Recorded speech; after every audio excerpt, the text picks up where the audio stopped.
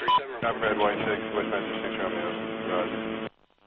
Fucking break. Hotel 26 is Crazy Horse 18, have individuals with weapons. Radio. Rio Band 14. Yep, he's got a weapon too. Hotel 26, Crazy Horse 18, have 5 to 6.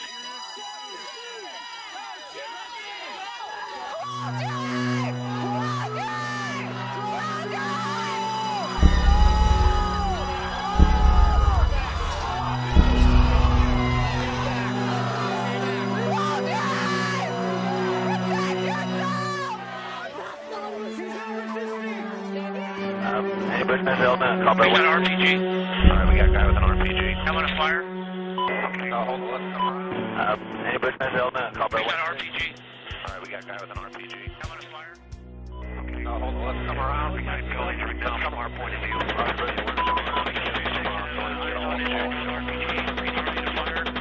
Yeah, we got a guy shooting. Now he's behind the building. Damn, he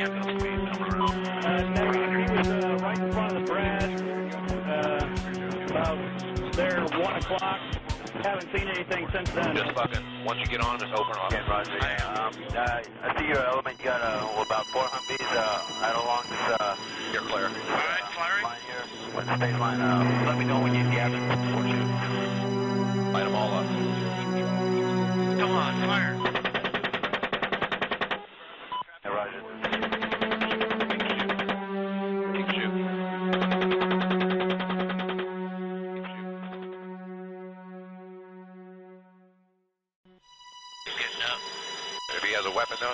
Never in human history have populations suffered the tyranny of despotic governments more than the 20th century.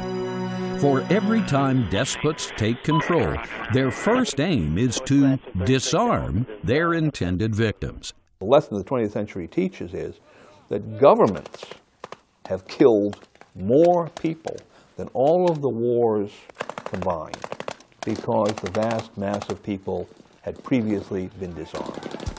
Sometimes it happens overnight. Other times it takes a few decades. And the establishment will have the arms and the monopoly of arms, and so there's no check or balance on that arbitrary tyranny. And so all tyrants throughout history, including present history, must make sure that the people they have conquered do not have the physical means of resistance. And quite frankly, if the American colonists had not been well armed, they would never have had their revolution. Since colonial times, Americans have understood this, that a free nation is a function of an armed populace. And the founders reflected these realities in 4 places in the U.S. Constitution, the most famous being the Second Amendment. This amendment states, "A well-regulated militia, being necessary to the security of a free state, the right of the people to keep and bear arms shall not be infringed." When you disarm a population, you leave them open to the worst criminals of all, which are government criminals. There have been more deaths due to the genocide and democide of governments in the 20th century than all the wars put together. Unfortunately, the mainstream media, influenced by anti-constitutional interests, rarely mentions any of this, nor do they ask the obvious question, if the Second Amendment says we're supposed to be a free state, how come we're fast approaching a police state? Everything we see in the Declaration of Independence is decrying the police state and the reasons that the founders stood up against it. How could we have allowed our politicians to establish a Department of Homeland Security when all 50 states already have Departments of Homeland Security provided by the U.S. Constitution itself? The reason why we have Department of Homeland Security, even though we already have the Army, the Navy, the Air Force, and Marine Corps, and federal law enforcement, is because the powers that be fully intend to create their own version of the SS, their own version of the KGB. That is what the DHS is. People don't like to hear this, but if you look through history at the horrible regimes of Stalin, Lenin, Hitler, whoever, they were funded by the law-abiding taxpayers. The Patriot Act and other statutes have opened the door to not only a police state, but a surveillance state, complete with TSA agents at our airports, warrantless searches, wiretapping of our phones, drones in the skies, and assaults to internet-free speech. Patriot Act and other pieces of legislation has made things much worse. There was a problem, we had to deal with it, but they made it completely worse. This whole idea that all we have to do is sacrifice liberties and make government bigger, spend more money. Before 9/11, we were spending $40 billion on security. And now it's over $80 billion they spend on it, and the Department of Homeland Security is expanding and TSA is expanding, so they've done everything completely wrong. The war on terror is really a war against the liberties of the American people. These civil liberty abuses are so frequently suppressed by the media, concerned citizens can only get full spectrum news from non-U.S. outlets. Well, mainstream media are dominated in journalism. The major newspapers, the New York Times, Boston Globe, Washington Post, Baltimore Sun, Chicago Tribune, even today, all three major networks, two of the three major cable companies, and I would say most of the Washington press corps. Why did MSNBC, CNN, and even Fox News hardly report the passage of the NDAA, a rogue act which permits indefinite detention of American citizens? The mainstream media in all of the Western world is dominated by people who I would describe as collectivists. They're people who believe that the state should be all-powerful, that the people should serve the state. It's quite different from the American Republic as it was originally conceived, where we believed that the state should serve the people, if the people were in charge, and that the state would be the servant. And people now believe that the state is supreme and the people should serve the state. And if that's the case, then people cannot have the physical means of resisting the state, so they must not have weapons of any kind because they have to be submissive to the state. And so therefore, the media and all of these groups support the concept of disarming the people so they cannot challenge the supreme power of the government. Why does one have to go to RTTV to be informed that the Department of Homeland Security recently purchased 450 million rounds of hollow point ammunition? Ammunition that's illegal in war under the Hague Convention of 1899. Who is this ammunition intended for? And why does the land of the free incarcerate more than any other nation on earth? We have the biggest prison population in the world because it's a privatized prison population that teams up with government to guarantee on record 90% occupancy. And the very same private prison industries in the last 50 years lobby for laws now where a guy in Florida released a few heart-shaped balloons for his girlfriend and has been charged with a felony. That's why I'm against the '68 Gun Control Act, because it's written to deny, quote, criminals guns, but they're making everybody a criminal. So they can get you into the system and then strip your Bill of Rights, your Constitution, your right as an American citizen away from you. The mainstream media fails to adequately report on all of these issues, especially the real purposes of the Second Amendment. Looking around, some would disagree that Thomas Paine's noblest, purest Constitution resulted in a nation that had the power to begin the world over again. For America today is looking more like the Old World, a repressive order that colonists sought to escape 520 years ago. They were ruled by tyrants and despots and magistrates of every type. They were told what to think and how to live. Our entire legal process and the laws upon which we were founded recognize the individuality, the uniqueness of mankind as created by God. The United States is unique in all of human history because first we were 13 colonies that broke away from the greatest empire on earth and established our separate existence as a country through force of arms and then created the first great democratic republic in world history, which eventually became the greatest nation on earth. Let's take a closer look at the U.S. Constitution, in particular the Second Amendment, and see if we the people are applying it properly, as the Founding Fathers intended. The U.S. Constitution is the supreme law of the land. This means all other laws, statutes, regulations, codes, executive orders, and even Supreme Court precedents are secondary. The Constitution itself in Article 6 declares that it is the supreme law of the land. And essentially that relates to laws that are passed by subsidiary bodies such as the states or localities. And outside of the process of amendment, there is no law that can override the Constitution. The Constitution is comprised of basically two parts, the Articles and the Amendments. There are 7 articles and 27 amendments. Amendments are places where something has been added, changed, or deleted in the articles. The first 10 amendments are called the Bill of Rights, and they were drafted shortly after the 7 articles were written. Certain founders wanted to make absolutely sure we the people retained certain rights the new federal government could never take away. People wanted some absolute guaranteed bedrock rights. Hey, the federal government's not all powerful. Those rights are reserved to the states or the people. Among these are the right of the people to keep and bear arms.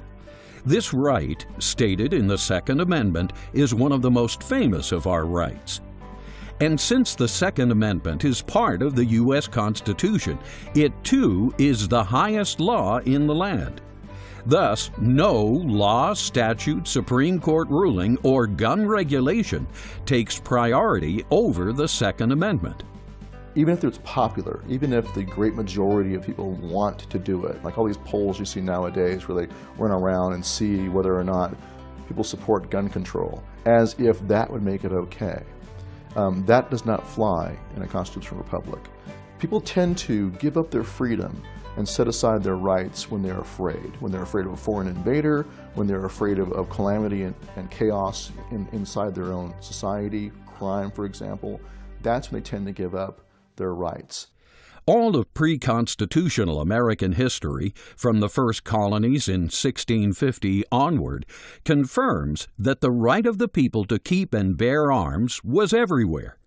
Not only did citizens have the right to keep and bear arms, they had the duty to keep and bear arms.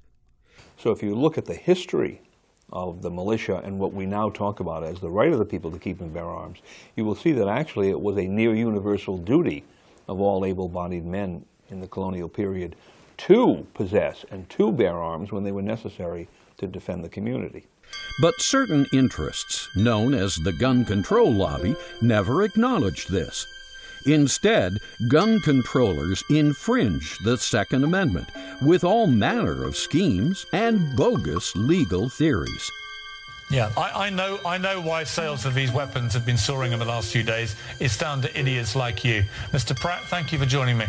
There's every form of fraud and quack-filled, quack-driven theory out there to push the idea that disarming the people as a whole, as if there's some guilt-ridden mass of criminals, will transport us to some wondrous utopia when Chicago, New York, and other cities that have essentially banned citizen ownership of guns have crime rates in some cases 10 times that of areas that have high rates of gun ownership.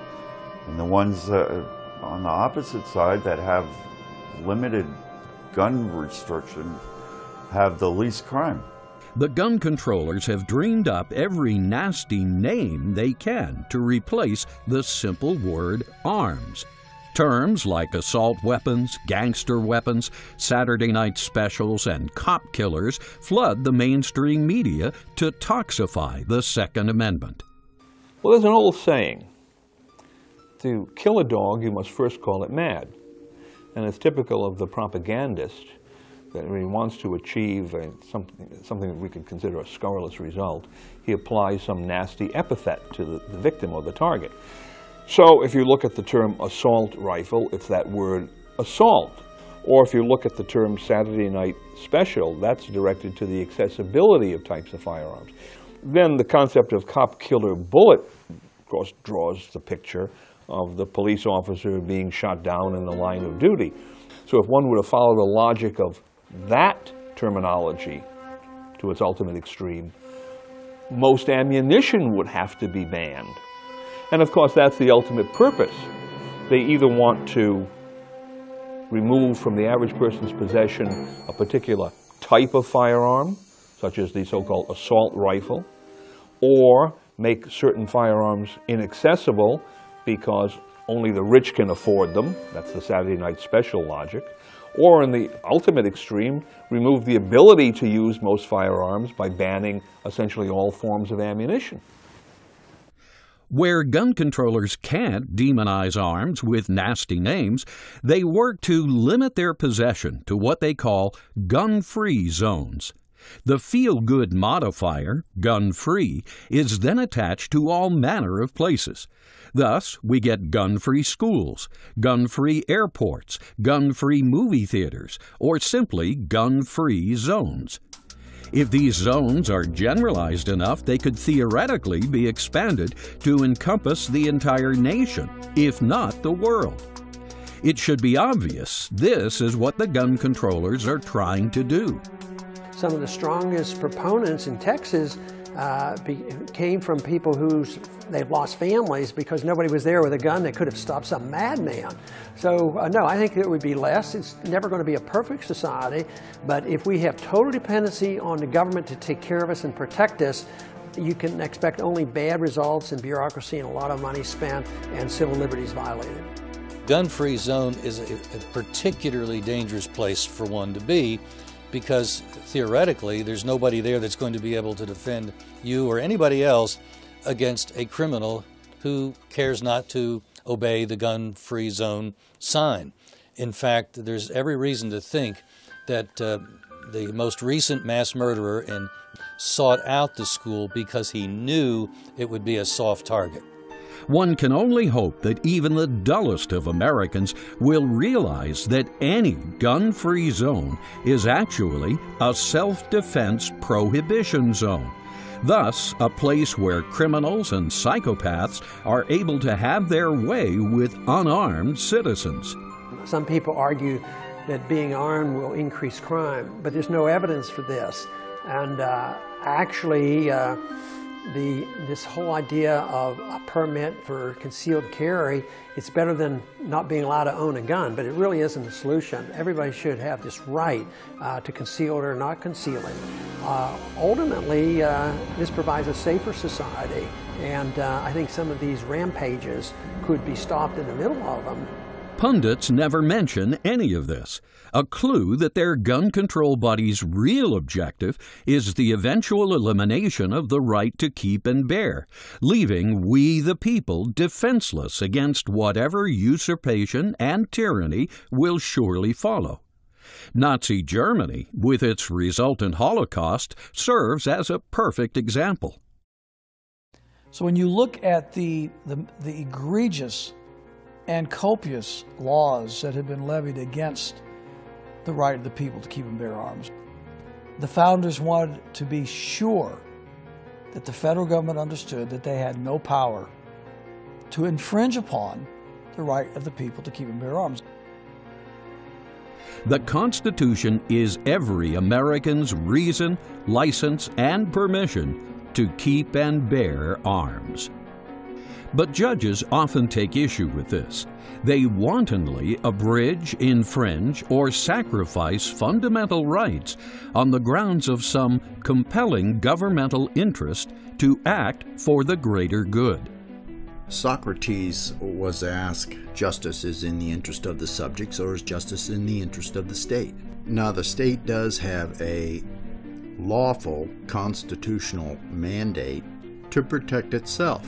So this is where the the paradox occurs. People have a right to overthrow government, but government also has the constitutional responsibility to repel insurrection. But as Justice Hugo Black argued in Konigsberg v. State Bar of California, a government's most compelling interest is to protect its citizens in the enjoyment of life, liberty, and property. In fact, the only reason a citizen owes his allegiance is in exchange for such protection. We forget this often, of course, but under our form of government and our theory of government, not only the primary but the only legitimate function of government is the exercise of force to protect yours and my inherent inalienable rights. But priorities are now so twisted. If Congress enacted a law which required we the people to surrender our arms to the bat fee for immediate destruction, gun control nuts would think to do so demonstrated allegiance. Well, there are a number of actions that an individual could take if the government were to demand surrender of firearms. The first, of course, would be to bring some kind of judicial challenge, go into court and seek to have a declaratory judgment, injunction, or whatever entered. The second would be to pass specific statutes that preclude that action from taking place, that public officials cannot attempt to confiscate guns because the members of the militia would be required to possess those firearms. And of course, the third possibility is that people would simply not comply. And if large enough numbers of people refused to comply and it was made manifest, that would probably deter that type of legislation. Self-defense is the only recourse citizens have from common criminals when the police are not around. More ominously, self-defense is the only recourse citizens have in the event usurpers employ the police powers of the state to tyrannical ends. Given this, any government that intentionally makes self-defense complicated or impossible puts an end to the citizens' reciprocal obligation of allegiance. For such government is little more than a criminal conspiracy of rogue politicians operating under the guise of constitutional authority. Dianne Feinstein on 60 Minutes and other programs has said on record, our goal is that Mr. and Mrs. America turn in their firearms. Mr. and Mrs. America, turn them all in. I would have done it. And now they want their registration program. They want home inspections. They want you to get $1 million of liability insurance to own a gun. They want to make owning a firearm basically the equivalent of being a registered sex offender. And if they move for wider gun control, wider gun confiscation, we have to simply refuse to comply. The American people must say no. The very existence of any law intended to further a criminal conspiracy is thus itself a perfect legal reason for disobeying its commands. Any law, so-called law, contrary to the Constitution, is no law at all. It is null and void from inception. It has no force or effect. You owe no allegiance or obedience to that law or to those who would attempt to impose it upon you. If you give up your right to bear arms, all else is lost. If the government were to demand that citizens turn in their weapons, the constitutionally savvy response would be, come and take them. Spartans, lay down your weapons! MOLON LABE, come and get them, as Leonidas bellowed to the Persian envoy at the Battle of Thermopylae in 350 BC. Come and get them! 300 Spartans held back the entire Persian army, which was invading the Greek islands and Greece itself. And apparently, Leonidas told one of his Spartans whom he sent back to go tell the Athenians that we stand here loyal to our cause. And it is one of the great stories of human defiance and one of the most important stories in Western history, because Greece was itself the incubator of Western democracy, and had it been overrun by the Persians and occupied for a long period of time, Many, many things that happened to the West might never have happened. To be sure, patriots should continue to seek relief in the courts, legislatures, and voting booths, if only to prove to the world who are the aggressors. Unfortunately, given the types of judges who now infest the bench, it is likely they will lift not a finger to assist we the people, just as their precursors refused to assist we the people when Franklin D. Roosevelt seized, many say stole, Americans' gold in 1933. What FDR did was, in my judgment, illegal, unconstitutional, and immoral.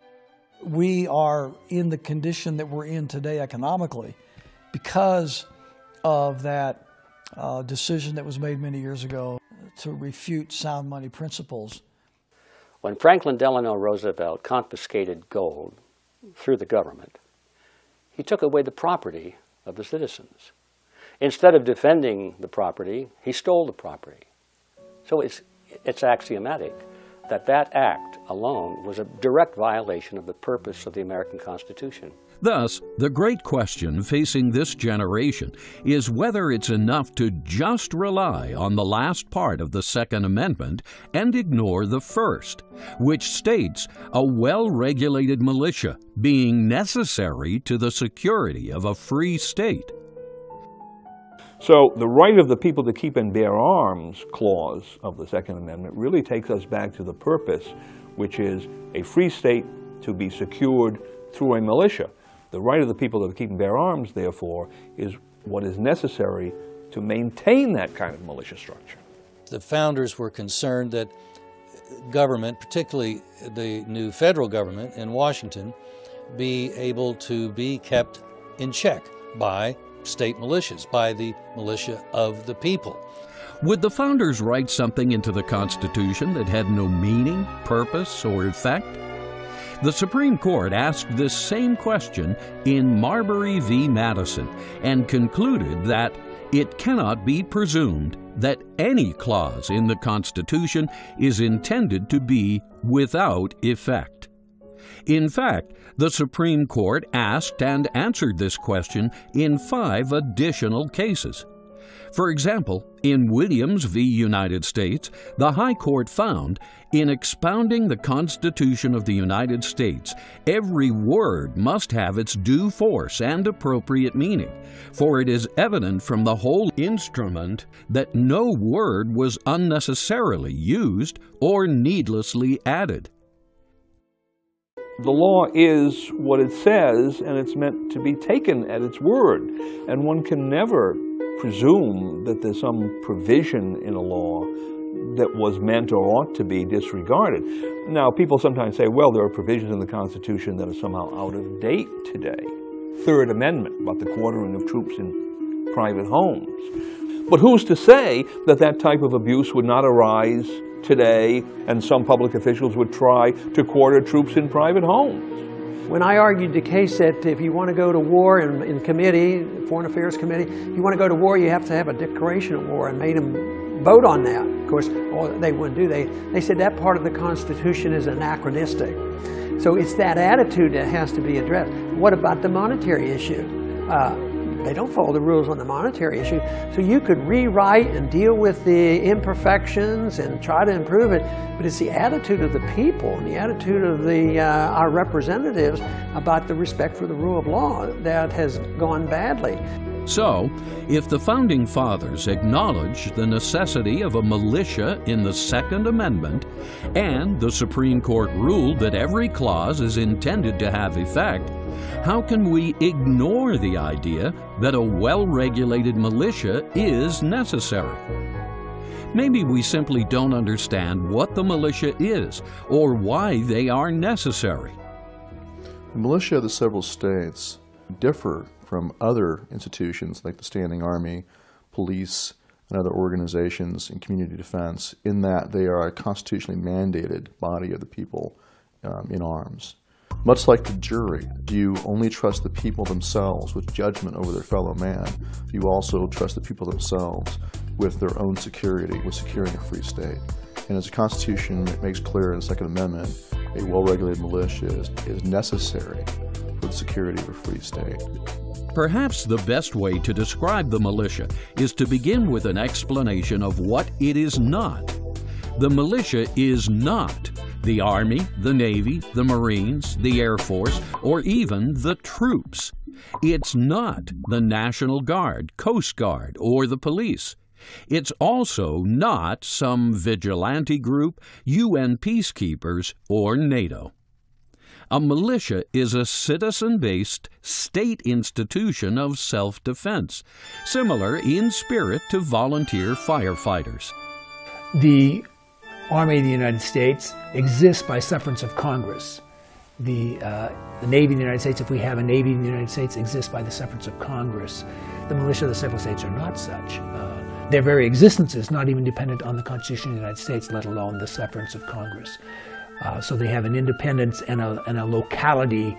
They are the original instruments of the exercise of the sovereign sword of the people of the United States. Philosophically, the militia could be said to have originated 2,000 years ago with Mark 12:31 in the New Testament. Love thy neighbor as thyself. With this comes the idea of self-defense and the obligation to protect loved ones as well as citizens of the community. In both Testaments, the Bible is replete with examples of good, godly men and women who resisted evil, wicked government, sometimes by force. The verse is often used where Simon Peter, in trying to defend Jesus in the Garden of Gethsemane, the Lord told Peter to put up his sword. He did not tell him to give up his sword. The Bible is absolutely replete with the principle of self-defense as being given to us by our Creator God. As Christians, we are not violence-prone, but whenever those who are wicked and evil assert their power against us and attempt to take away the fundamental rights that our Creator God has given us, then they have crossed the line, and we have every right under God to defend ourselves, our families, our community, our liberty, etc. Sir William Blackstone, the founder's legal mentor, argued that the right to self-defense was meaningless unless the citizen was able to effectuate that self-defense. The right of self-defense is inherent in the natural rights of men. These rights are granted by the Creator. Now, the only way you can maintain your life in this world where there's a lot of evil is very often to engage in vigorous self-defense in the protection of yourself, your family, your property, your home, your country. It's thus only natural that the earliest colonies would carry forward these principles. In fact, just about every one of the 13 colonies had a militia in one form or another, even 150 years before the Constitution was drafted. The militia were active in the American colonies from the very beginning. If you look at every colonial charter where the king granted certain powers to his favorites to go over to North America and set up some kind of colony, he always directed them to form what later became militia, to arm and train all of the inhabitants of these plantations, as they were called. War of Independence comes, the states are no longer colonies, they continue with their militia structures. The Constitution is ratified and it incorporates the militia of the several states. And Congress, in fact, is required to organize, arm, discipline, and provide for the training of the militia and to call them forth for certain purposes of the general government of the United States. So Congress cannot remove them from the system. So they're permanent parts of the structure in the same way that Congress, the President, the Supreme Court, and the states are permanent parts of the structure. The militia in most states continued on for another 150 until they were phased out by the military-industrial complex that President Eisenhower warned us about. In the councils of government, we must guard against the acquisition of unwarranted influence, whether sought or unsought, by the military-industrial complex. The potential for the disastrous rise of misplaced power exists and will persist. We must never let the weight of this combination endanger our liberties or democratic processes. We have a national emergency, something going on. Central authority or federal government takes over and brings in all of the militia from the states, forms them into a giant army that is then used against, in the case of the Civil War, the rebels in the South. But then after the war is over, these armies continue to exist. And they weren't gonna, because they keep saying, well, we have threat to the nation. The threat's still there. So the threat's bigger than ever. The other problem we've got is the proliferation of nuclear weapons and weapons of mass destruction. So they always keep you on tetherhooks by suggesting that there's always this threat out there to the nation that may not be as bad as government wants you to believe. The framers were very sensitive to the danger of a standing army. They had just fought off the tyranny of the king's standing army. And so they did not want to see their new government with a continuing army. Given this history, it is easy to see that the militia not only predates the states, but predates the United States as well. This is why the Constitution doesn't bother to specifically define the word militia. In 1776, everyone knew what the militia were. Today, most people are convinced the militia is the U.S. government running the state National Guard, and which is not the militia. The militia means that people should have their own weapons and defend themselves, and it's sort of an amplification of, say, local sheriffs with posses defending their local turf. The only thing that's even resembling the militia are sheriffs who understand the Constitution, which puts strong limits on what the federal government can do, and who are using their posses and their deputies to stand between the federal government and the people of their counties. But let's take a deeper look at the militia and try to discover why the founders felt it was necessary to the security of a free state. The phrase revitalization of the militia means taking the more or less moribund structure that we now have, the so-called unorganized militia, and applying to it the necessary constitutional principles of organization. And of course that would mean, number one, near universal membership by all adults, number two, possession of firearms by most adults, number three, some kind of training. We go down the list. Unfortunately, some wrongly assume that the purpose of revitalizing the militia is to fight new battles of Lexington and Concord. Because most of what the militia would do under contemporary conditions would relate to natural disasters, industrial accidents, food shortages, perhaps economic crisis of some kind. You can run down a whole list. Now, ultimately, if there were a threat to the free state, then the militia would come into play, obviously in a Lexington and Concord type situation. And if they ever did that, we would outnumber the standing army 100 to 1.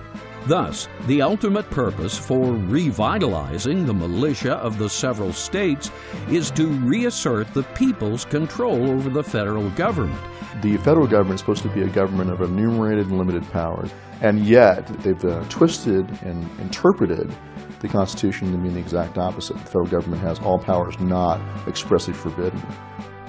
Fortunately, we don't have to rely on even the Second Amendment by itself, for the Constitution acknowledges and describes the functions of militia in 3 additional clauses.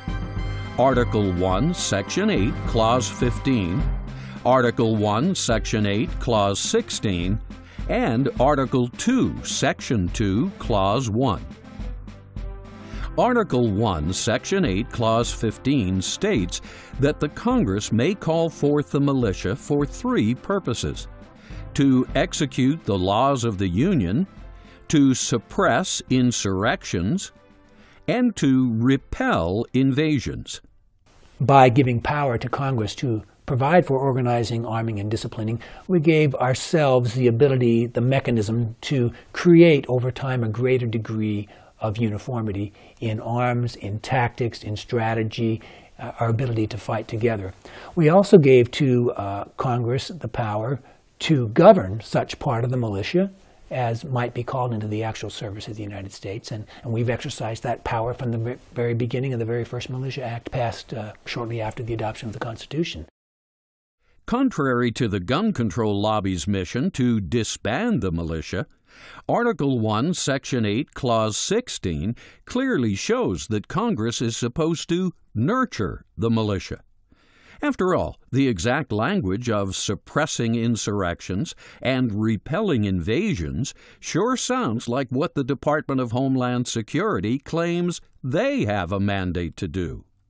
But do they? Well, I think there's no doubt the Department of Homeland Security wants to take over, and they would want to reverse everything that the militia stands for.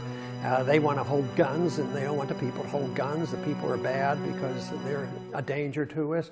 So yes, it's just another attempt to centralize power. Our founders would be aghast of that because they didn't want to have a national police force. They didn't want standing armies even. So it's quite a bit different. So I think that whole trend toward the Department of Homeland Security is a very bad sign. The reason I voted against it and the reason I vote to try to stop it.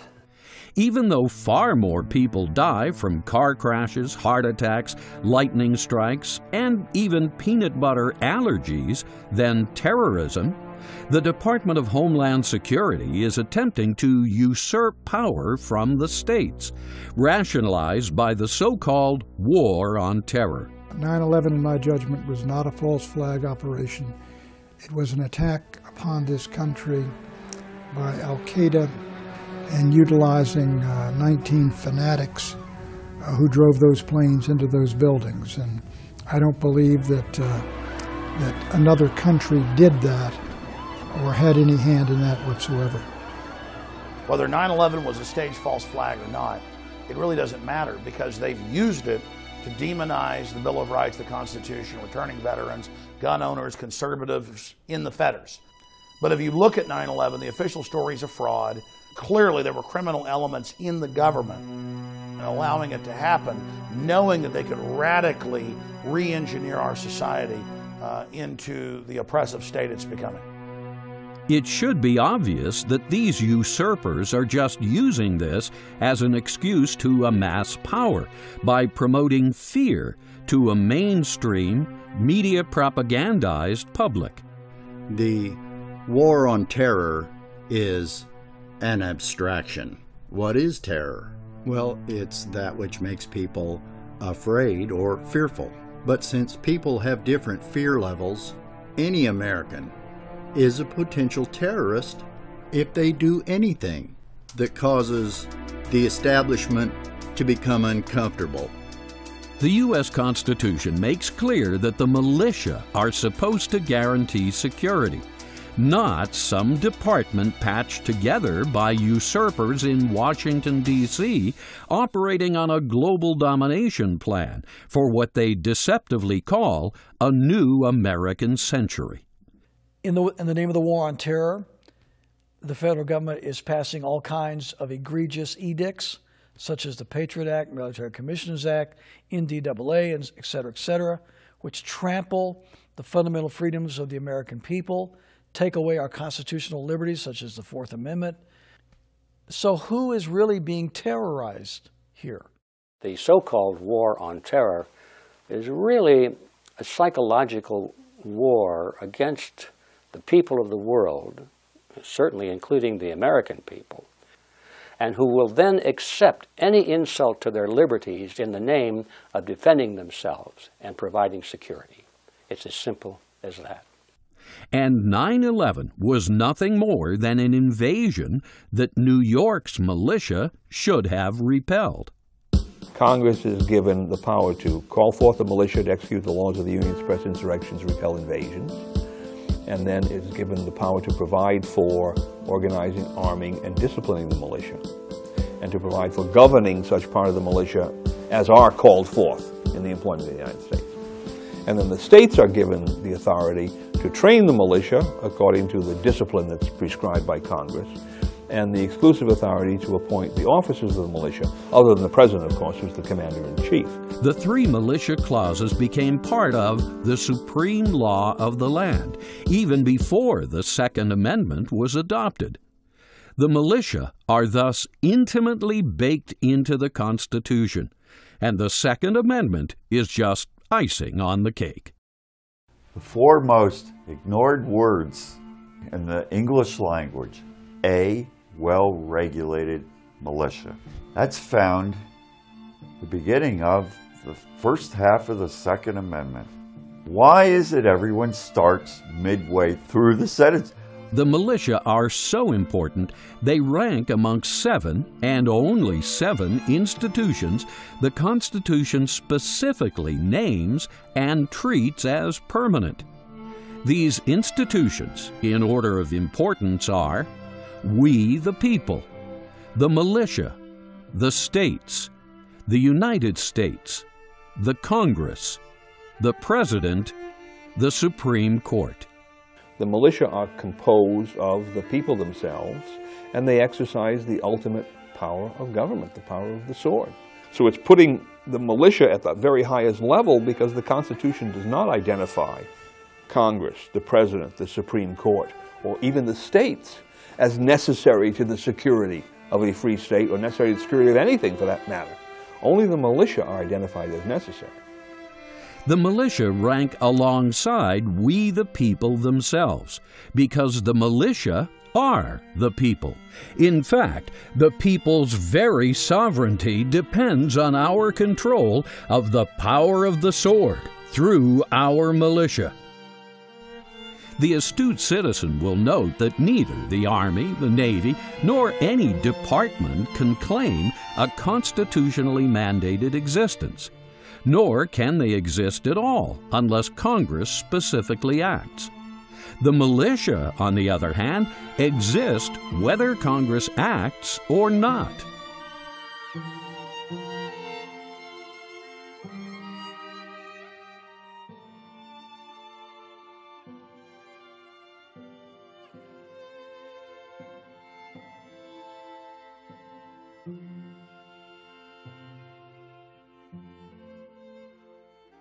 Who wants to be governed? Nobody. But we all want to be protected, don't we? And the purpose of the American Constitution, if you read it very carefully, and the Bill of Rights in particular, is not to govern the people, but to protect. The Constitution does not recognize a militia of the United States. And it's because of this unconstitutional act that Congress passed, Title 10, the militia of the United States. There's no such thing as the militia. It's unconstitutional right on its face. They are state institutions, and prior to the state institutions, they were colonial institutions. This is 300 years of historical as well as statutory history there.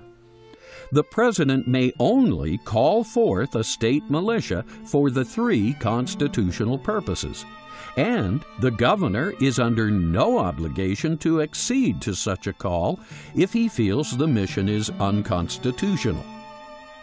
Militia deployment is yet another check and balance the Founders built into our constitutional system to prevent the federal government from usurping power.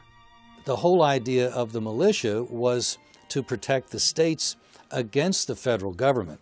It was to be one of the very serious, tangible checks and balances against a federal government that might conceivably grow beyond the limits of what are in primarily Article 1, Section 8 of the Constitution. There are only about 18 things the federal government is supposed to do, and a lot of the rest of what we have going on in Washington simply is not constitutional. Because the Constitution guarantees the permanent existence of the militia as integral elements of the balance of power, the President, the Congress, the Supreme Court, nor any state can disarm them. For disarmed militia are no militia at all. Thus, if Congress, influenced by some gun control lobby, neglects to provide appropriate arming of the militia, as stipulated in Article 1, Section 8, Clause 16, the states must arm their militia anyway and take legal action to thwart any unconstitutional legislation passed under the influence of the gun controllers. It's pretty obvious, I think, by now that the so-called gun control lobby that seeks to disarm Americans really, if you look at who they are, almost all of them have some kind of a direct or indirect financial or political tie to the government itself. And since we know that governments, especially powerful, tyrannical governments, do not want citizens to be armed, and they're all for gun control, it's not difficult to understand why the people who are either in government or who are dependent upon government or close to government in some way should be in the vanguard calling for gun control. They do not want people to be armed to resist a tyrannical government because they are part of that tyrannical government. Thomas Jefferson said that the one thing that was essential to the maintenance of liberty was that people never lose what he called the spirit of resistance.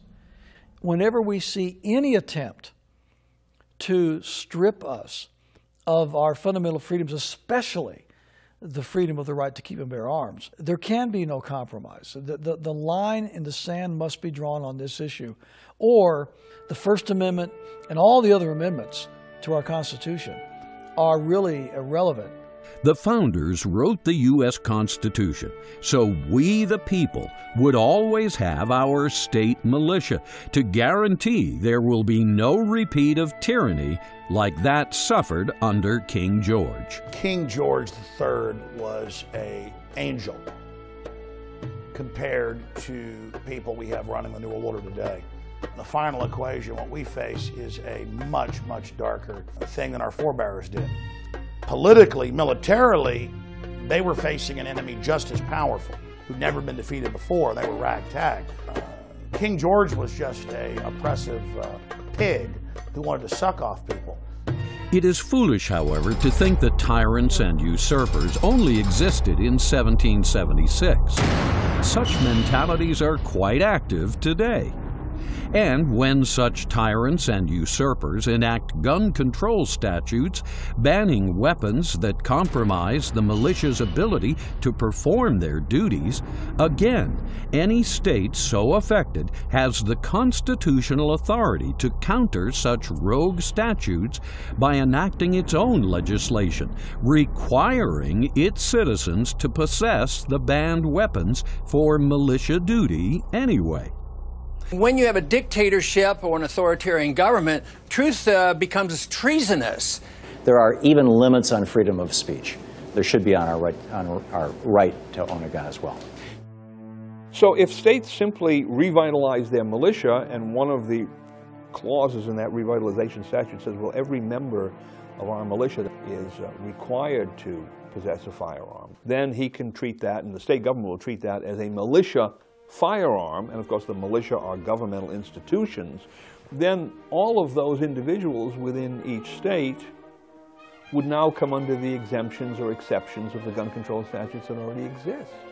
Thus, a federal statute from the gun controllers banning rifles, for instance, could not supersede a state militia law, because such statute would not have been made in pursuance of the Constitution, but in contempt of the Constitution.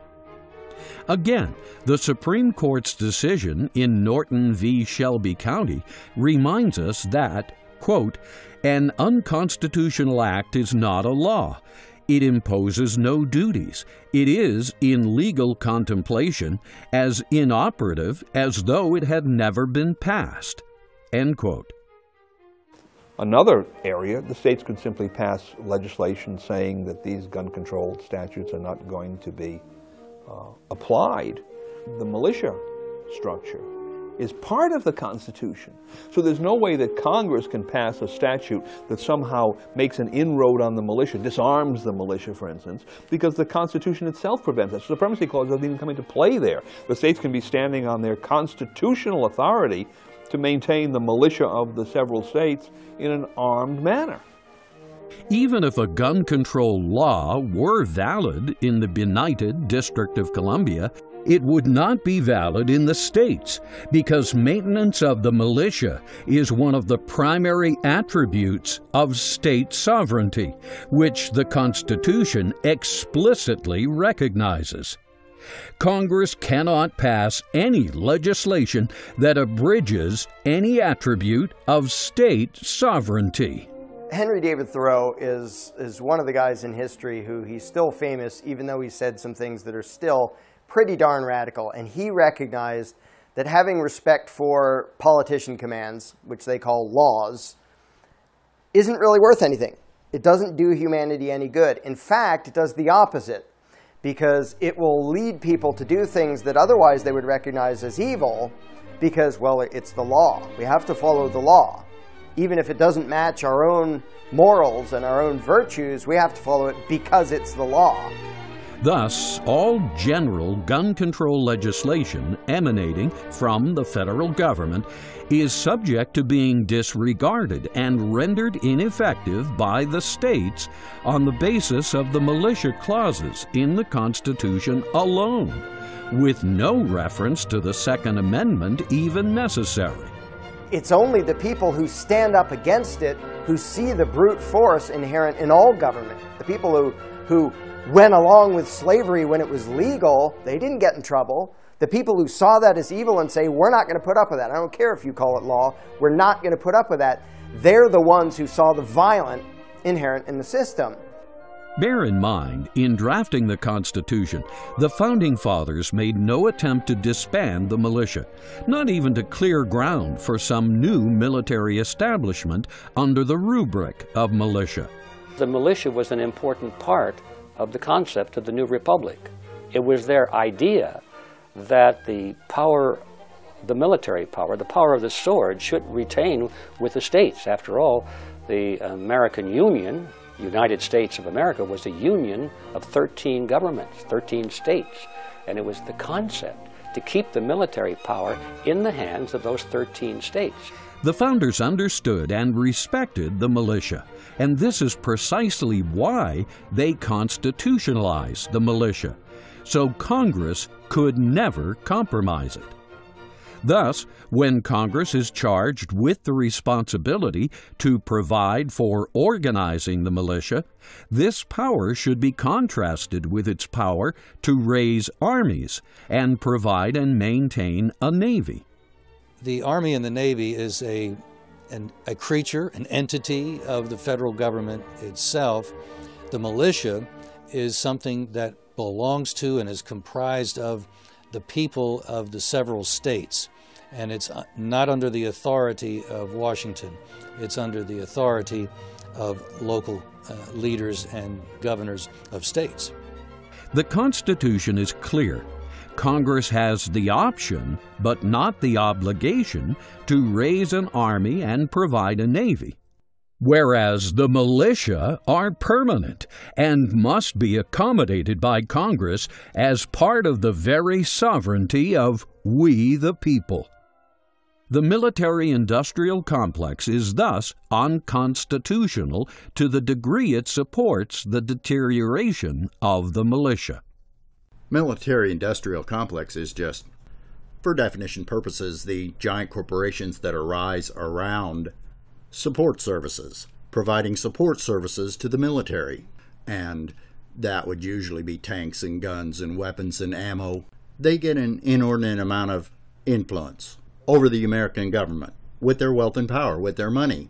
They start influencing politicians, and that has an undue effect on just government because it distorts the process of government as defined in the Constitution, where it is the people. As a group of individuals, all of us as a family of Americans ruling over our own government. The military-industrial complex, the rise of a permanent, established, standing army, and the industrial complex that supports it is unconstitutional to the degree that it supplants the militia and erodes the responsibility and the duty and the ability of the people to serve in that capacity.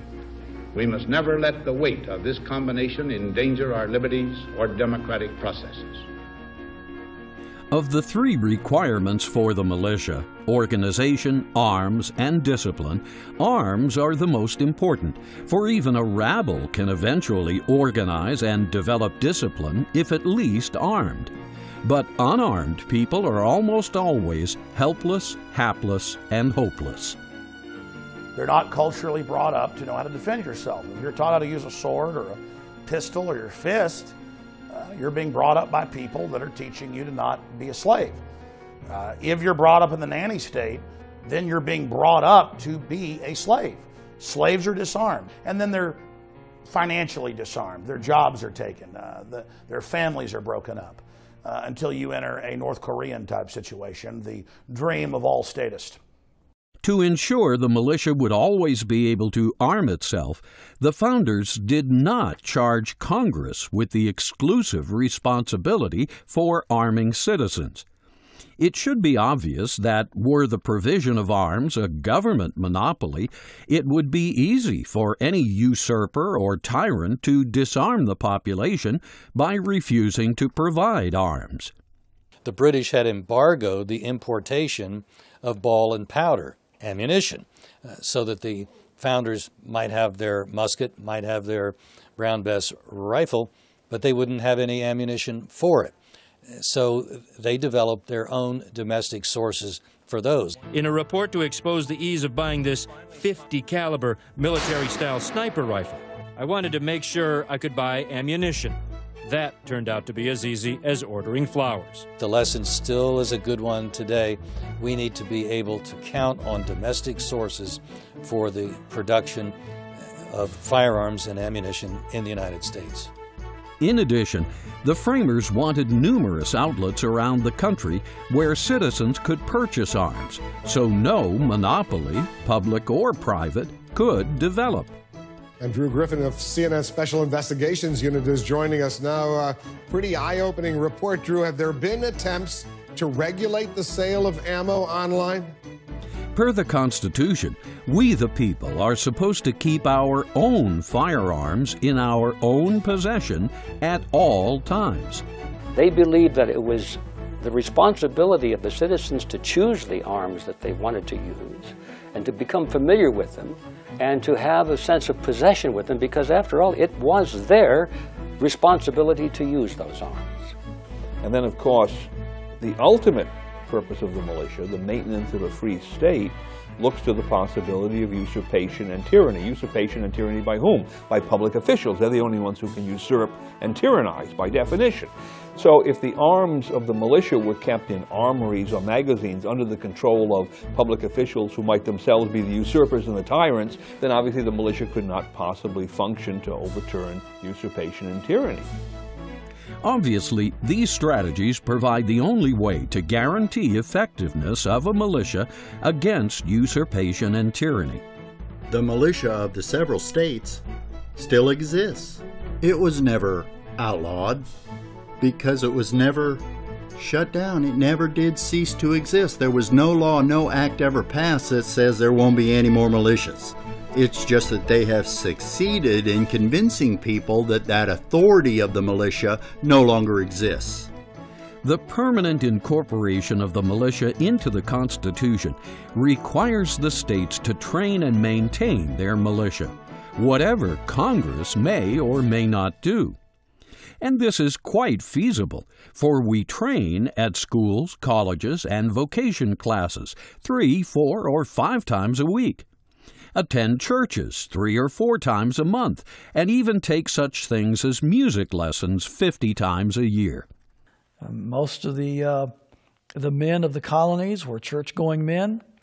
They would have their church services in the morning, and then they would go out into the lawn, into the places nearby, and then they would drill as militia in the afternoon. So why can't we attend militia training just 3 or 4 times a year? After all, this training could be the most important of all, for it provides the very security that makes all the other training even possible. If there were something resembling the Swiss system, a universal militia, there would be a much greater likelihood that if somebody were unstable, that they would be spotted, because they would be put at least 2 or 3 weeks a year in a kind of intense period. And if they couldn't take those pressures and they reacted in strange ways, they could be called out and dealt with without having the tremendous state system that we now have, which frankly isn't very effective anyway. It would only be a short time before men and women in the community spotted individuals who were unstable. If I walked into a gun store to you and I look like a nut, a crazy person, would you sell me a gun? No, and frequently gun dealers experience that. And so if you could call up and find out in a matter Today, we are at the mercy of psychiatrists and police that are rarely on the scene at the right time. It is believed that the guns that they used were all legally purchased at stores and gun shows, and many of the bullets were bought at the Littleton Kmart just down the street. In colonial America, shooting rampages almost never happened because the whole population of free, able-bodied males comprised the militia and was always armed with the latest firearms suitable for military service. Those arms actually include almost any type of arms that you could imagine. Let's look at the reasons that the militia could be called forth pursuant to some directive from Congress. Well, the third one is to repel invasions. What sort of arms might an invader have? Well, they wouldn't be coming with muskets, or they wouldn't be coming with single-shot shotguns, right? They'd be coming with the most modern infantry arms, certainly, that they could obtain, equivalent to what the United States Army or the Marines, for instance, would have. So to perform the function of repelling invasions, the members of the militia should have, unless he's a conscientious objector, he should have something like an AR-15 or maybe an M16 rifle. Suppress insurrections is another one of the 3 purposes for which the militia can be called forth. Well, an insurrection might be a local riot, in which case it would be sufficient to have the type of firearms that the police use, handguns or shotguns, sometimes fully automatic weapons. All of those would be necessary to perform the militia functions, and who would have particular types of arms would depend upon what kind of duty you were performing in the militia. Gun control laws and so-called assault weapon bans intended to prohibit citizens' possession of state-of-the-art arms are thus unconstitutional. Since Congress has the power and duty to provide for calling forth the militia, it would be next to useless to call forth a militia for homeland security were it not properly organized, fully armed, and well-disciplined. The Second Amendment's reference to a well-regulated militia is a reference to a militia that is regularly organized, armed, disciplined, that is properly armed and knows how to use the arms under tactics that it's agreed upon, that it can be coordinated with other companies, battalions, regiments, divisions, and even other states, and can fight effectively. Certainly it's the antithesis of what we have today, where for almost 100 years we've been so lazy that we've forgotten all organization and certainly don't exercise it. But again, this is the undisclosed strategy behind the gun controllers' plans of usurpation. Atrophy the militia so we the people can't be effective in providing our own homeland security necessary for a free state.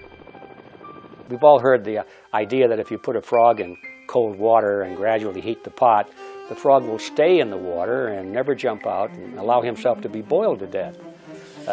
Whereas if you drop him into a pan of really hot water, he'll jump out immediately. And I think it's true when you relate this to human nature, that people do get used to incremental increases of tyranny. They get used to greater and greater inconveniences and insults from government until finally they'll just accept the total package. Yes, the gun controllers know exactly what they are doing, and the mainstream media, being part of the gun controllers' arsenal, never allows guests on shows to discuss the real purposes of the Second Amendment. Their long-term mission is to slowly boil the frog, slowly disarm we the people, so that, without noticing, we fall into their hands like ripened fruit, as the cultural Marxist Antonio Gramsci wrote. Antonio Gramsci was an Italian communist who went to the Soviet Union and observed it under Lenin and Stalin and declared that Lenin and Stalin may have full power here and rule here, but they have not won the hearts of the people. The people detest communism. They love Russia. They love their Orthodox religion. And Gramsci went back to Italy, where he was imprisoned by Mussolini, and he wrote that in order to really take over a country and take over the world, communism basically had to remove from the interior of people Christianity, their Christian beliefs, their love of country, all of these things that made people behave as they did, and replace them with a much more totally secularist and Marxist ideology. So, what exactly is the gun control lobby? In a word, it's what's known as the globalists. A globalist propaganda corps here to disarm the American people so that they can have a re-education, hot purge, red terror style takeover of our country. Because they know that if you have a tyrannical government and you're forcing people to do things that they don't want to do, supposedly in the name of society, people aren't going to go along with it and they will rebel. And so it's important to make sure that if they rebel, all they've got is clubs and sticks, while they, the military of the governments of the world, have got all the powerful weapons. These are your gun controllers, and they vehemently oppose the Second Amendment, especially the militia. This is why you never, ever hear the word militia uttered on their corporate or government-sponsored networks, except in a disparaging way. You're an unbelievably stupid man, aren't you? You would rather have people be victims of a crime than be able to defend themselves. It's incomprehensible. The mainstream media is fundamentally on the side of supporting any and all gun control measures, no matter how basically extreme. And they basically push this unified front that you're bad because you believe in the Second Amendment that this country was founded on. 1776 happened because the Redcoats came for the ball and powder. They came for the guns. Texas got founded because Santa Anna tried to disarm Texans who'd become Mexican citizens. So the truth is, the people demonizing the Second Amendment are the real enemies of the Republic. If the communist leader, Mao Zedong, is correct that political power grows out of the barrel of a gun, the gun controllers are an elite that is applying Mao's principle to wrest political power from we the people, here in the U.S. and the rest of the world. Their goal is to consolidate all arms and weapons under their sole authority by invalidating and destroying the right of the people to consolidate arms and weapons under their authority. True globalists would like to see basically national governments and countries yield more and more power to transnational and global institutions. Their model for the world is the European Union, where the European countries yield up portions of their sovereignty to transnational institutions like the European Commission, and these transnational institutions are able to impose their agendas on individual countries. So I think this is the overall objective of the globalists, and of course in order to achieve that and to prevent a global government from being overthrown would require the disarmament of the citizens of individual countries.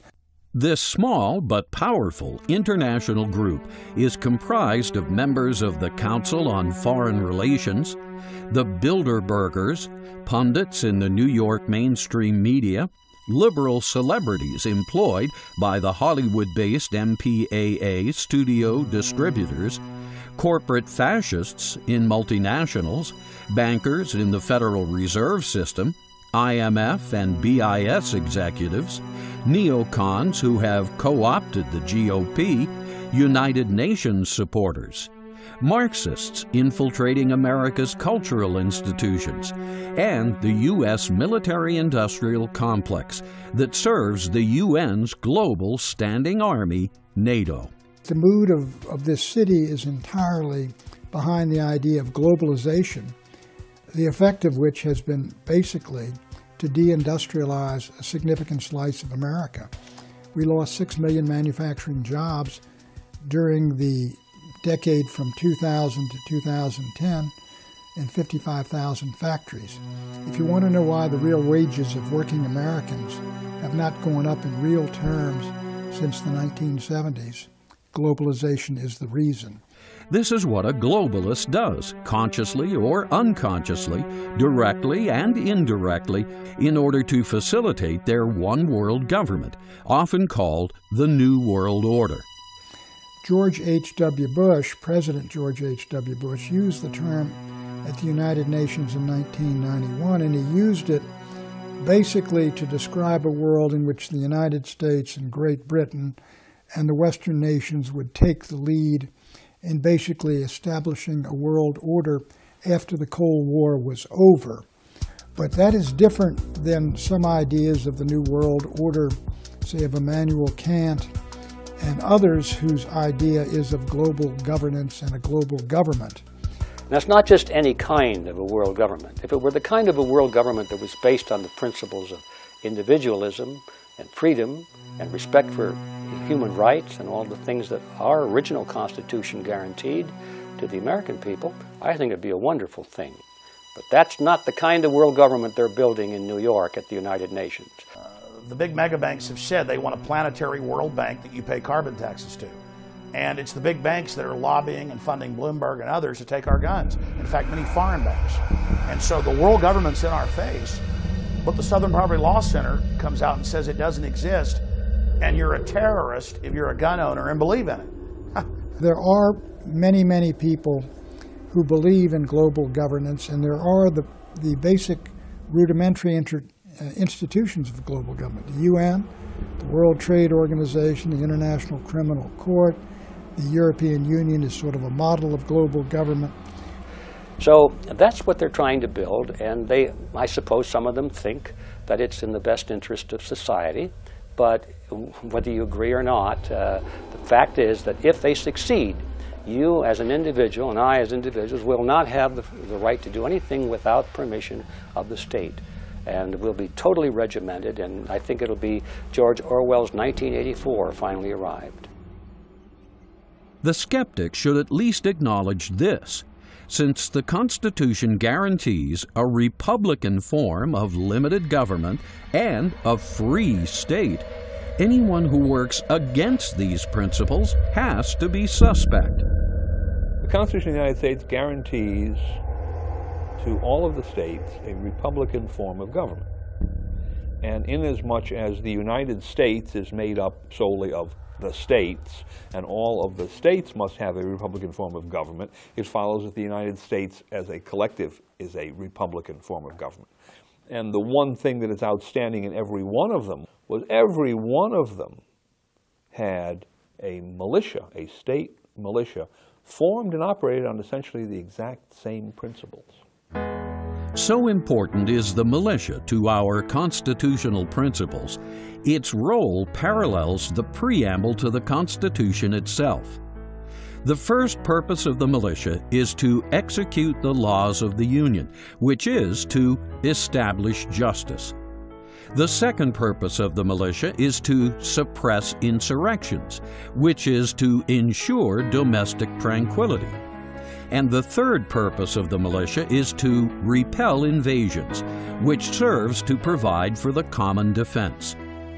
Thus, the Founding Fathers saw that the militia would provide the primary forces to serve the preamble's purposes.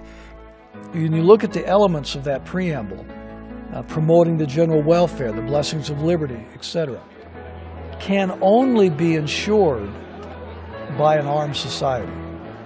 There is no common defense without an armed society. There is no domestic tranquility without an armed society. It always comes down to the right of the people to keep and bear arms.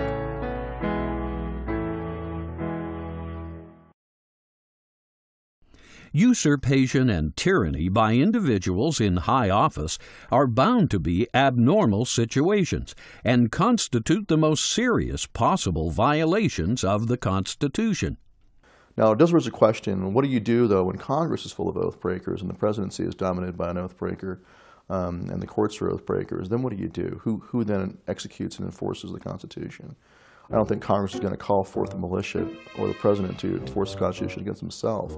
But in the final recourse, in defense of our rights, in defense of using the tool of nullification, I think it would be the purpose of the militia would also that they could support and defend the Constitution even against Congress or the president. If Congress or the president oversteps their bounds. The Constitution delegates to Congress the power to provide for calling forth the militia for three purposes, one of which is to execute the laws of the Union. The Constitution is one of the laws of the Union. According to its own explicit terms, it is the supreme law of the Union.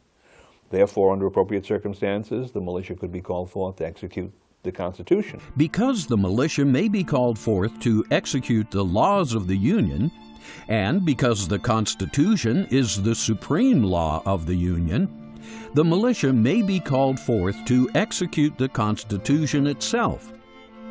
If Congress or the president were to call forth the militia for an unconstitutional reason to enforce an unconstitutional law, the governor of the state has no duty to send his men.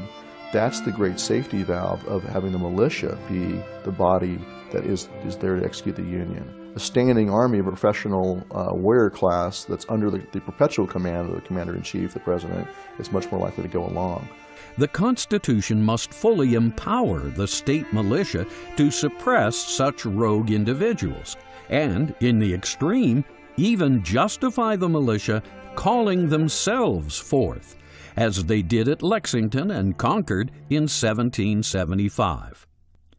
The militia must always be in a position, when faced with usurpers or tyrants or other kinds of rogue public officials, to assert a superior authority, because if their authority is not superior, if the usurpers, tyrants, and rogues can claim superior authority, then they will be successful in their usurpation, tyranny, or other illegal activity. And the militia will not, in fact, be capable of executing the laws of the Union, which is their constitutional responsibility. They will not be capable of maintaining the security of a free state. The Constitution is a document to restrain the government. And if you don't obey the Constitution, then you don't restrain government, you expand government. If you look at what's happened the last 100 years, I mean, whether it's foreign policy, attack on civil liberties, or economic policy, it's government intervention, constantly growing. And Republicans or Democrats, it's always more instead of less. And I think basically that it's because they don't follow their oath of office. You know, we tell our kids, obey the rules, then they find out, well, the government doesn't obey the rules, and then they get confused, so they like to hear, at least some people do believe that we ought to obey the rules and take the oath of office seriously. It is important to realize that true homeland security, the purposes for which the Constitution says the militia may be called forth, does not mean the security of mere individuals who happen to temporarily hold public office. And it does not mean the security of the wealthy, well-connected, or unscrupulous special interest groups that feather their nests at the expense of common citizens, while rigging elections, prostituting public office, looting the national treasury, and dispatching America's youth to undeclared wars. All public officials in the United States are required to take an oath or make an affirmation to support the Constitution. So if an individual is usurping authority, he's attempting to exercise a power that is outside of the area in which he can constitutionally operate, and therefore he's violating his oath. or affirmation, and similarly for tyranny, because the Constitution doesn't provide any powers that allow people to exercise tyranny over anyone. But the real usurper is one who understands that what he's doing is not within his authority, and of course the real tyrant is trying to overthrow the entire legal system. Homeland security means the security of a republican form of government and a free state. A free state composed of we the people, administered for the benefit of we the people, and guaranteed by we the people with their own arms in their own hands. Homeland security is the globalist system to absorb the old republic and federalize things. The citizen spies, the surveillance, all of it. And interestingly enough, Homeland Security 10 years ago hired consultants from the former Soviet Union and East Germany to come over and set it up. So it is totally alien to America, and it's the opposite of our republic's security. So, to be constitutionally legitimate, any program of homeland security must be fashioned around the militia of the several states, not the armed forces or national intelligence agencies, and especially not some cabinet-level department in Washington, D.C., constructed like the Ministry of Interior of an East European Stalinist regime of the 1950s. They didn't call it Homeland Security, they called it security of the motherland or the fatherland, that sort of thing. I guess it was Russia that called it the motherland, and the Germans called it the fatherland, and we call it the homeland, and so forth. But it's all the same concept, and the idea is that it's supposed to protect us against some horrible tragedy, an invasion, or some crime, some invading army or terrorism or something like that. And the people usually go along with it because they're scared to death. They need to be protected, they think. And so the concepts are exactly the same. There's nothing new in the Department of Homeland Security in the United States that didn't exist in these previous tyrannical systems except one thing, and that is the technology has advanced a lot since then. And the Homeland Security can now do much, much more in the way of controlling people than any of those other regimes could dream of doing. In the wake of 9/11, neither Congress, the President, nor any elected official even considered a constitutional solution to the problem of homeland security, as Americans routinely did for some 300 years prior. It's as if the power elite in Washington, D.C. has forgotten that the Constitution even exists. Well, the power elite in Washington, the Constitution is a thorn in their side, and once the government gets to the point where it starts taking more authority than it has a legitimate right to claim, that's when the people are correct in objecting to it. The militia recognized by the Constitution are always subject to governmental approval, supervision, and command. Thus, no matter how patriotically motivated, mere groups of men equipped with firearms do not comprise a constitutional militia. But there is still a tradition among Americans that individual citizens have a right to keep and bear arms to protect their own homes, their property, their family, and their lives, and that right has been upheld by the United States Supreme Court, most recently in the Heller decision of 2007. But I think I'd caution people about the definition of patriotism. You know, I think there's been some gross distortions on that, because right now I'm accused of being unpatriotic, you know, because I don't want to fight a war that's not declared. I want to bring the troops home, and I want to obey the Constitution, and they call me un-American, unpatriotic. Yet I think the important thing, whether it's defending the militia or whatever, a patriotic person defends the people and the principles of a country. Typically, all able-bodied men and women from 16 to 55 years of age are subject to enrollment in the militia of their respective states. Unless he or she is a conscientious objector, each is required to possess one or more firearms, along with a supply of ammunition and accoutrements. it's not just a right, it's also a duty that you need to fulfill, just like you have a duty to serve on a jury if you're called. If you leave that to the so-called professionals, you will wind up with a warrior class over you who eventually will see themselves as separate, as above you, superior to you, and you as a second-class citizen.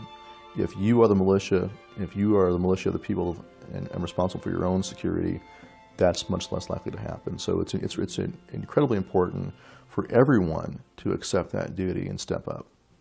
Thus, if this is what the supreme law of the land requires, how can a gun control lobby of either public officials or private citizens be legally pushing to disarm American citizens? There are some members of the gun control lobby who really, in a sense, don't understand what they're doing. They may have a good faith belief that these various gun control provisions that they're proposing will have a good effect, and they simply don't think about or don't understand the constitutional ramifications of what they're doing. On the other hand, there are many people in the gun control lobby to whom one cannot attribute ignorance. And I take in particular ones who are public officials. They have taken an oath to support the Constitution. And when you take an oath or affirmation to support the Constitution, you're at least implicitly saying that you understand what the Constitution means, because you can't possibly support something that you don't understand what it means. Given what the Second Amendment stands for, and given the clear contradictions in the goals of the gun control lobby, how is the promotion of contemporary gun control laws not a subversive, even criminal activity? You're a hatchet man of the New World Order. Okay. You're a hatchet man. You're not going to pull on America's heartstrings. They know your script, okay? You're not going to get our guns. I've pointed out that Piers Morgan and all these other globalist agents are engaged in criminal acts. That's why I've said deporting. They are here engaged in subterfuge, trying to overthrow our established republic and our law. And you have free speech as a citizen, but you do not have free speech when you try to overthrow the Bill of Rights and the Constitution and the Declaration of Independence. Well, their purpose ultimately here is to take arms out of the hands of the people, and ultimately this will destroy the security of a free state, because unarmed people through the militia are the security of a free state. And what happens if you don't have a free state? Well, you have some other kind of state. The absolute nature of the right of the people to keep and bear arms is precisely what one would expect from the Second Amendment's precept that a well-regulated militia is necessary to the security of a free state. Therefore, a free state is one in which everyone possesses his own firearms, knows why he is armed, opposes every attempt to disarm him, and, with his arms and training, fulfills his duties to provide security in just proportion with everyone else. A free state is a limited government created simply to defend the free state itself, so that the people, the juries, the grand juries, the voters, the citizens, the posse, the militia, the civil defense can bring lawbreakers, criminals, murderers to justice in a people's tribunal, in a people's court.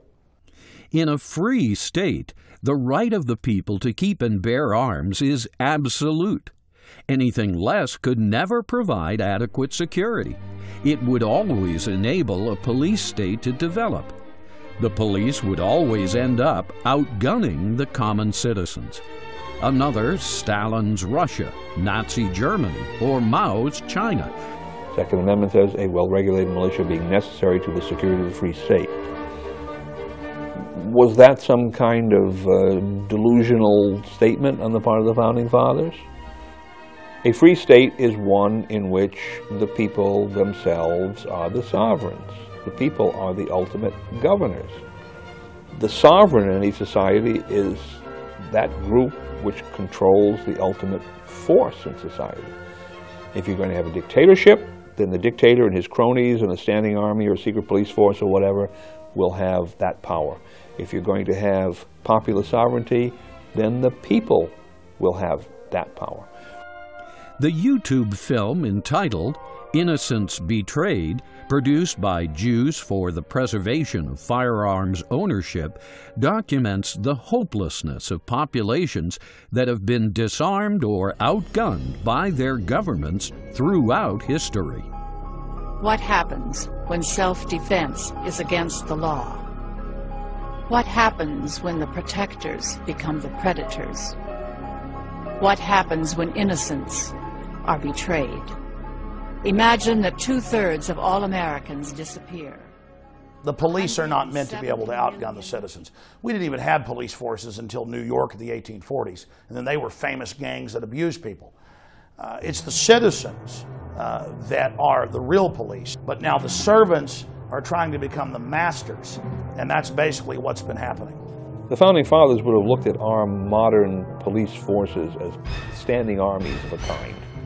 The police should not be allowed to outgun the common citizens, because the common citizens are supposed to be functioning in the militia. The militia is supposed to be a check and balance against standing armies. If the police are looked at as standing armies, then clearly the militia should have firearms at least as good as what the police have in case the police should go rogue. Thus, unfettered private possession of arms is absolutely necessary for the security of a free state. Only private possession of state-of-the-art arms can maximize both readiness and deterrence, particularly against usurpers and tyrants in office, who historically have proven to be most dangerous to every free state. So naturally you can understand why these politicians that are reaching for more and more and more power might get a little nervous about a large population that's armed. It makes sense. But other than that, I cannot think of anybody in their right mind who want to take away the right to have and bear arms to protect yourself against tyranny. The right of the people to keep and bear arms thus encompasses the freedom to carry arms, whether open or concealed. It also encompasses the necessity to assemble with such arms in constant readiness for militia purposes. It's absurd to think that law-abiding citizens that are well-armed, you're going to have something as absurd as like a shootout at the OK Corral. That would be something like a Pierce Morgan would say. Quite possibly they could have taken this guy out and saved people's lives. Or you could have had the gunfight at the OK Corral in there and lost even more lives, couldn't you? Let's take a break. What roll of the dice would you like? You'd prefer to be unarmed? How many people here think I make crackpot points? Yeah. One. How many think I make sensible points? You're in a minority, my good friend. Schools, college campuses, movie theaters, airports, and yes, even jets cannot be so-called gun-free zones. Private businesses may choose not to allow firearms, but as far as public places, there shouldn't be. I know in New Hampshire, you can bring an open carry firearm into the state assembly. We have the President of the United States has armed bodyguards all the time. If the presence of arms is so dangerous, then he should lead by example and dismiss his Secret Service officers or take away their guns and tell them that the White House is now a gun-free zone. The awareness on the part of potential criminals, terrorists, usurpers, and tyrants that untold numbers of citizens are, or could be, carrying firearms in public and private places deters antisocial behavior at the microcosmic level and the macrocosmic level. If you had had armed citizens at Columbine High or armed citizens in Aurora, a lot of people who are dead and a lot of people who were wounded would not be wounded today and would not be dead today because a citizen with a concealed carry could have stopped this individual or might have stopped this individuals before they carried out their atrocities. Under the Constitution and Bill of Rights, you can have a gun anywhere you want. So they start curtailing it in one place, then they curtail it and then ban it everywhere else. So the only place you can curtail firearms is on private property. But then if you operate a mall or something as a commons and then advertise it as a gun-free zone, you only invite the killers. Had the gun control lobby in Colorado not disarmed their citizens in gun-free zones, the twin massacres at Columbine High School and the midnight movie screening of Batman would have been unlikely. Had the gun control lobby in Nazi Germany not disarmed its citizens, the Holocaust would also have been unlikely. Free states is the backbone of not just the Second Amendment, but all of the other fundamental tenets of freedom. The states and the recognition of the power and authority that states have is the greatest hindrance and obstacle to the accruing of power in one central government. A well-regulated militia is necessary to the security of a free state. In its absence, such a state cannot survive. And this is exactly what the gun control lobby wants: the termination of the free state.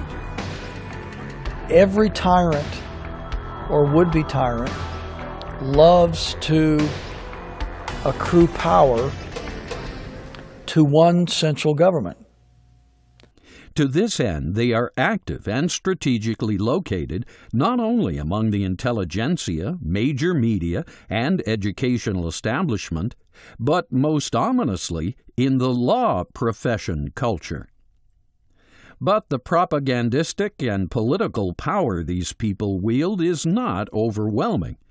The gun control lobby would have nothing if they didn't have the media and a bunch of politicians. The Second Amendment is bullshit. Why doesn't anyone go at the core of it? Wait a minute, Bill. Oh, really? David Stockman? Well, the gun control lobby is mainly talking heads on the evening news and politicians like Senators Feinstein and Schumer. Just as they have been defeated in the past, the partisans of radical gun control can be defeated in the future. We've had enough of the development of highly militarized kinds of weapons. It's not in order. So I think eternal vigilance is the price of liberty, and I think that is what people who believe in the Second Amendment are going to have to maintain. Ultimately, effective exercise of the militia powers can provide the skills Americans need to not only provide homeland security against terrorism, but advance the right to keep and bear arms. We had those rights long before this country was even formed as humans. Every able-bodied man in Switzerland, and I think many of the women as well, are part of the official military of Switzerland. And if you look at Switzerland, you'll find one of the lowest crime rates in the world. Is this an accident? Is this a coincidence? No, this is just the result of common sense. In 1776, Thomas Paine observed a unique opportunity facing his fellow colonists. They were not only living on a vast new continent replete with seemingly endless resources, but a continent that had no entrenched government. He was a brilliant philosopher, and his book, Common Sense, probably did more to educate, inspire, and inform than maybe any other writings that were written at the time. By declaring independence from the Old World, the colonists could start over. They could create a brand new country with a brand new type of government, one that had never existed before. Not only did Thomas Paine see this opportunity to begin the world again, so did other political geniuses. And these sages converged on 18th century Philadelphia to draft what became the two most important political documents ever written: the Declaration of Independence and the United States Constitution. They wanted George Washington to be king, as a matter of fact. Many of the people in America assumed, well, now we won the war, so who's our new king going to be?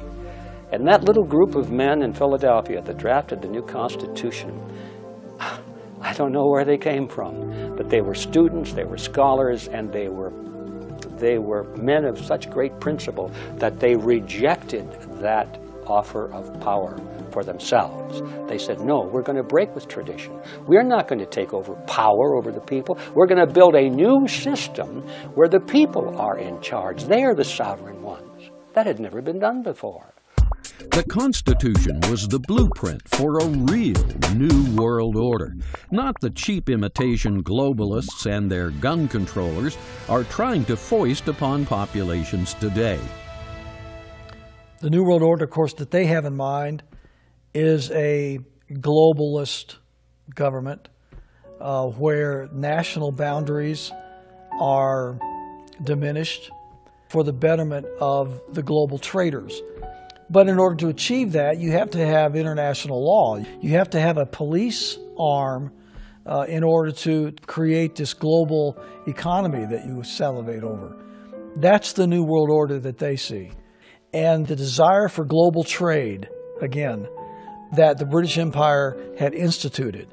And many, many countries had fallen victim to that international law that the Crown was implementing globally.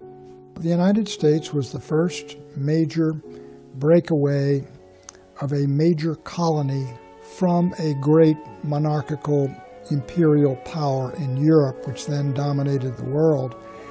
And the breakaway was not only successful in establishing American independence and freedom, but the Americans created a republic, a new kind of government, which served as a model for peoples all over the world and was a tremendous success and became the strongest, most powerful, most successful, and richest country on earth. They always say, oh, you want that old Constitution. The Constitution is the most revolutionary idea ever.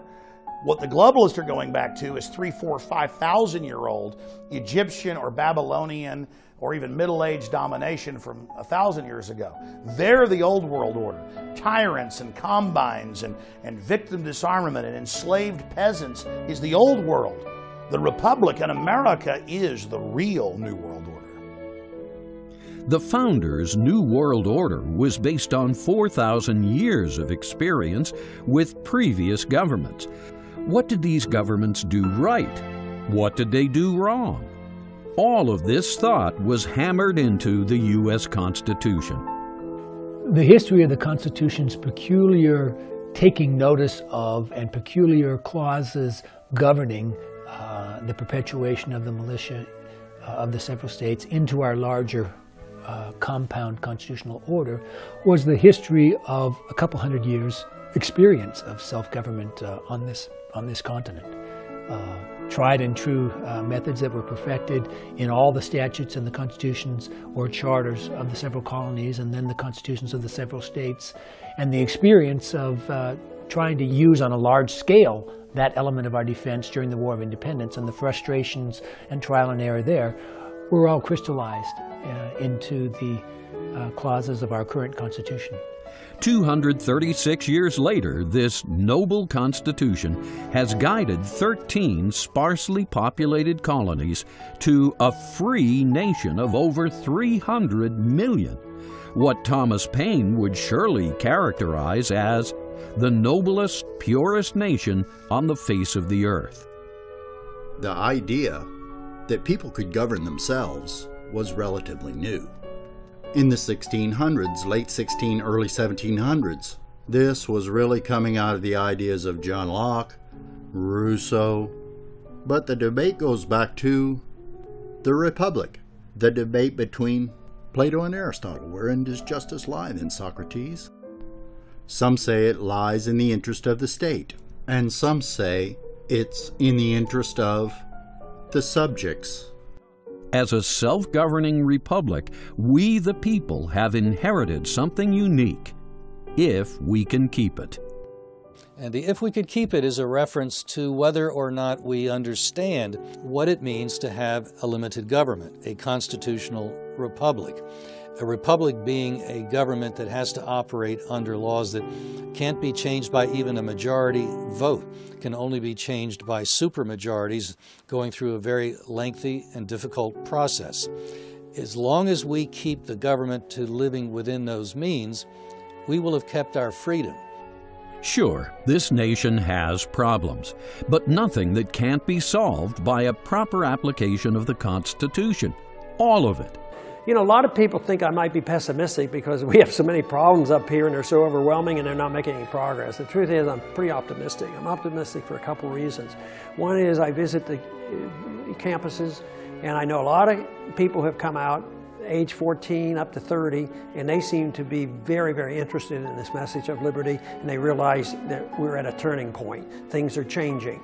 But one of the things that I think is very important is the educational system. And that is the reason I have such a soft spot in my heart for homeschooling. I believe homeschooling can overcome, even though it's a small percentage of people now, I think it's going to continue to grow. And I think people that have homeschooling are much more likely to reach the right conclusions than if you depend on a government school that's going to preach pro-government stuff. The government-approved spectrum of ideas is always about, well, how much should they take of what you earn? How much should they control you? You know, should we have a 3% tax increase or a 2% tax decrease? And that is pitched as if that is the entire spectrum of possible ideas you can have. And if some wacko comes along and says, how about if we each spend our own money? The concept is so foreign to most people because they never heard that in school that they don't know how to process it. And all this time, they thought they were open-minded. They thought they were being exposed to all these different views when basically they just got a few flavors of tyranny. The most hopeful sign that we will be able to keep it is the probability that 80 million gun owners in America understand the principles behind the Second Amendment. Obvious to them is the concept that gun ownership is not only about self-defense, hunting, and target shooting. It's about keeping our freedoms and way of life. It's a nice environment. It's a nice place. The gun owners of America have what I would call a subconscious understanding of the real purpose of the Second Amendment. For a long time, they focused on what would really be called shooting sports, hunting or target shooting. More recently, the emphasis has been on personal protection. If you limit the American public's access to semi-automatic technology, you limit their ability to survive.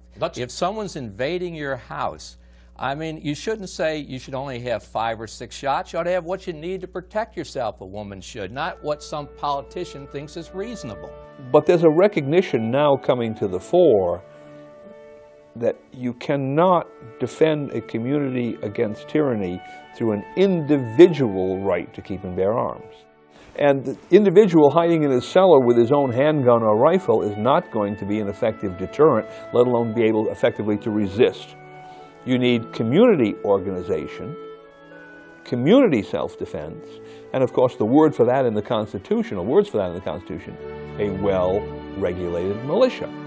This subject, known as the power of the sword, is not complex. Even if MOLON LABE is your first exposure, there is no reason you cannot quickly master the key points and pass them on.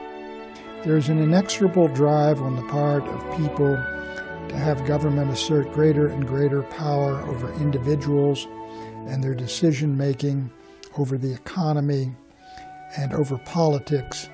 And the only guarantee of a free people is eternal vigilance and a willingness to resist and oppose what's going on. Self-government is not a spectator sport. And if you are not governing yourself, someone else is going to appear to govern you. There will be some kind of government there. And if it isn't popular sovereignty, it will be unpopular sovereignty in one sense or another.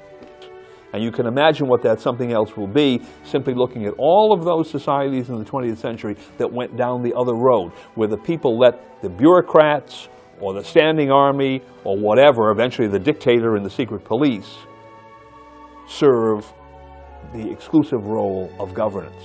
And then the people became the subjects of that governance instead of the controllers of that governance. So, what are we going to do about the usurpers and rogue politicians working against the U.S. Constitution? What are we going to do about the globalists seeking a return to the old world order, an order saturated with war and chaos, oligarchy and totalitarianism? The founders pulled America out of this quicksand 2 centuries ago, and their vision of liberty remains the world's hope to this very day.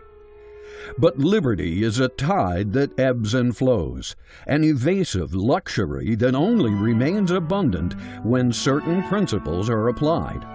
And one of those principles, the necessity of a well-regulated militia, is found in the Second Amendment, the amendment that guarantees America's freedom.